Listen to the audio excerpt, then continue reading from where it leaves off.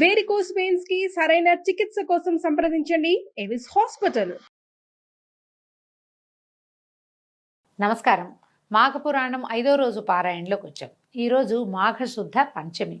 ఈ పంచమిని శ్రీ పంచమని, వసంత పంచమని చెప్తారు. ఈ మాఘశుద్ధ పంచమి నాడే సరస్వతీదేవి జన్మించిందని చెప్పబడుతుంది. ఈ రోజున సరస్వతి పూజ చేసుకోవటం, కొత్త శాస్త్రాలు ఏమైనా చదవదలుచుకున్న వాళ్ళు మొదలు పెట్టుకోవటం, కొత్త విద్యాభ్యాసానికి అవసరమైన ఏర్పాట్లు చేసుకోవటం, పిల్లలకి అక్షరాభ్యాసం చేయటం, సరస్వతి పూజ చేసుకోవటం విశేషంగా చెప్పబడింది.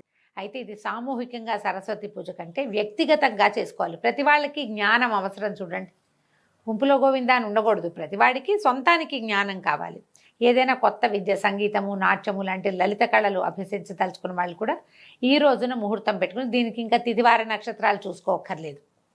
శ్రీ పంచమి నాడు నాట్యశాస్త్రము, సంగీతము లేదా కావ్యాలు ఏదైనా కొత్తగా చదవదలుచుకున్న వాళ్ళు, కొత్త బుక్ స్టార్ట్ చేయాలనుకుంటారు కొంతమంది, వాళ్ళు కూడా ఈ రోజున మొదలు పెట్టుకోవచ్చు. దీనివల్ల ఏంటంటే మనకి మరింతగా జ్ఞాన సముపార్జనకి అవకాశం లభిస్తుంది. చాలా ప్రత్యేకమైన రోజు కాబట్టి సరస్వతి ఆరాధన విశేషంగా చెప్పబడింది.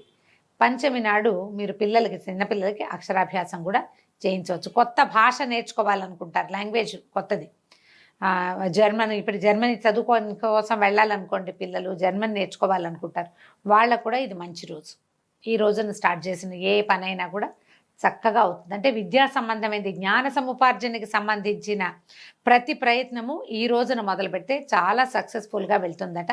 అవకాశం ఉన్న వాళ్ళు మీ రంగాల్లో ఏం నేర్చుకోదలుచుకున్నారో అది నేర్చుకోవచ్చు. సరస్వతి పూజ చేస్తారు కాబట్టి విశేషంగా బాసర లాంటి క్షేత్రాల్లో చాలా అద్భుతంగా జరుగుతుంది.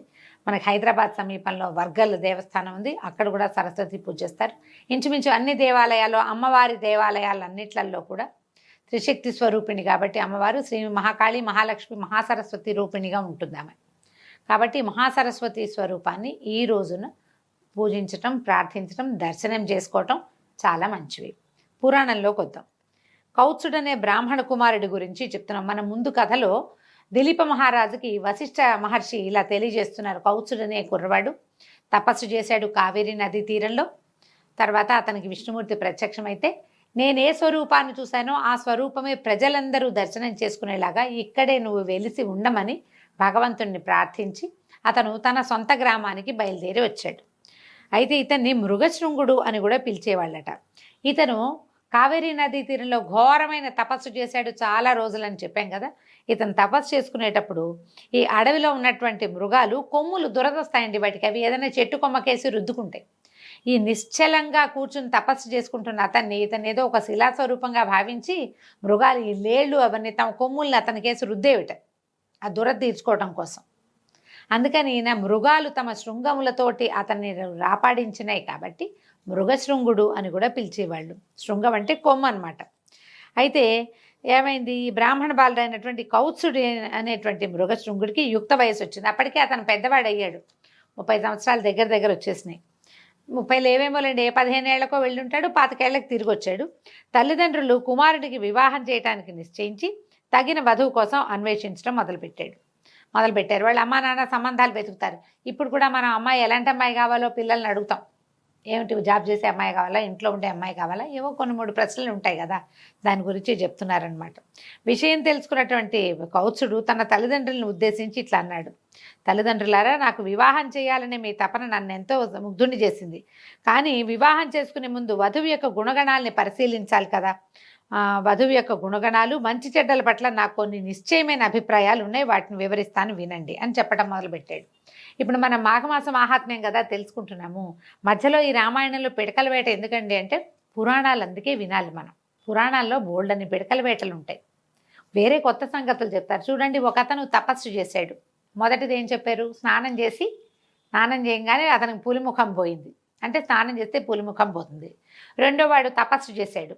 ఈ తపస్సు చేసినప్పుడు అతను మాఘస్నానం చేయటం వల్ల తక్కువ సమయంలోనే అతని తపస్సు సిద్ధించింది.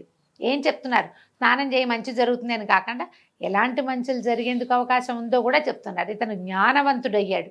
ఎలాంటి కన్యని వివాహం చేసుకోవాలో ప్రజలకి మనకి తెలియజేస్తున్నాడు అనమాట. వధువు గుణవతి, శీలవతి అయి ఉండాలి, పెద్దలని గౌరవించాలి, ఆరోగ్య సూత్రాలని పాటించాలి. అంటే పొద్దున్నే లేవాలి, రాత్రి పెందరాళే పడుకోవాలి, కాల భోజనము, కాల నిద్ర చేయాలి. ఆరోగ్య సూత్రం పాటించడం అంటే ఇంకా అదే ఆరోగ్య సూత్రం. అసూయ ద్వేషాలు ఉండరాదు. మర్యాద మన్ననలతోటి మెలగాలి. అందరినీ సమభావంతో చూడాలి. పక్షపాతం పనికిరాదు. అత్తమామల్ని ఆదరించాలి. వినయ విధేయతలతోటి మెలగాలి. భర్తను తూలనాడరాదు. భర్తకు అనుకూలంగా మెలగాలి. మంచితనము నెమ్మదితనంతో ఉండాలి. ఇవన్నీ ఇప్పుడు కూడా కావాలండి మనకి. అమ్మాయిలు ఏమంటారు, నాకే కావాలా, నేనే ఉండాలా, ఇలాగా నువ్వు ఉండవా అంటారు. అబ్బాయిలు కూడా దీనికి తగినట్టు ఉండాలి. ఇప్పుడు ఆయన చాలా బుద్ధిమంతుడని చెప్పుకున్నాను చూడండి. ముందు పురాణంలో చెప్పా, ముందు రోజు పారాయణలో. చాలా బుద్ధిమంతుడైన వాడు, చాలా బుద్ధిమంతులైన వాళ్ళని కోరుకోవచ్చు, సహజమే. మరి ఇంకా ఏం చెప్తున్నాడు, కార్యేషు దాసి కరణేషు మంత్రి, భోజేషు మాత, సేనేషు రంభ, క్షమయాధరిత్రి, ఇంకో పదం కూడా ఉందండి. ఇది ఇప్పుడు కూడా ఈ పదాలు వింటుంటాం. అలా నేనే ఎందుకు ఉండాలి, వాళ్ళు ఎందుకు ఉండకూడదు లాంటి రెటమతం కాకుండా అసలు వాళ్ళు ఏం చెప్తున్నారో వింటే మనకు తెలుస్తుందన్నమాట. ఇవన్నీ పెద్దల నుంచి నేను విన్నట్టుగా ఇంటి పనులలో దాసివలెను, భర్తకు సలహాలు ఇవ్వడంలో మంత్రిగాను, భర్తను సుఖింపజేయటంలో శృంగార దేవతగాను, భూదేవి అంతటి ఓర్పుతో ఉండవలెను. కోరుకుంటున్నాడు పాపం. ధర్మార్థ కామ మోక్షములనడి చతుర్విధ పురుషార్థాలను తెలుసుకుని వాటికి అనుగుణంగా మెలుగుతూ మోక్షాన్ని పొందు మార్గాన్ని అన్వేషించున్నదిగా ఉండవలెను. మోక్షాన్ని ప్రతి వాళ్ళకి, మనిషే పుట్టిన వాడికి మోక్షమే కావాలి. ఇప్పుడు భర్తలు మోక్షార్థులుగా ఉన్నారనుకోండి, వాళ్ళని సేవించడమే భార్య యొక్క మోక్షార్థ గమనం అన్నమాట. నిత్యము ధర్మబుద్ధిని కలిగి ఉండాలి. దైవభక్తి పరురాలై ఉండవలను. ముఖ్యంగా వధువు పుట్టినింటికి మెట్టినింటికి పేరు తెచ్చేదిగా ఉండాలి. ఈ పై లక్షణాలు కలిగిన స్త్రీని వివాహం ఆడడం వల్ల ఆ దంపతుల సంసార జీవితం 3 పువ్వులు 6 కాయలుగా వర్తిల్లుతుంది. పెద్దల మాటను కానీ భర్త మాటను కానీ జవదాటక వారికి అనుగుణంగా నడుచుకునే స్త్రీ పరమ పవిత్రురాలై దైవ సన్నిధికి చేరగలదు. కావున అట్టి సద్గుణ సంపన్న అయిన స్త్రీని వివాహం ఆడవలెను. ఇవన్నీ మంచి మాటలేనండి. ఇందులో ఆడవాళ్ళని తక్కువ చేసేదో, మగవాళ్ళని పురుషాధిక్యత పెంచేదో ఏమీ లేదు. పురాణం సాఫ్ట్గా, మృదువుగా, చక్కగా చెప్తుంది. దీంట్లో ఏంటంటే మనం ఇన్ని గుణాలు కోరుకునేవాడికి అందులో కొన్నైనా ఉండాలి.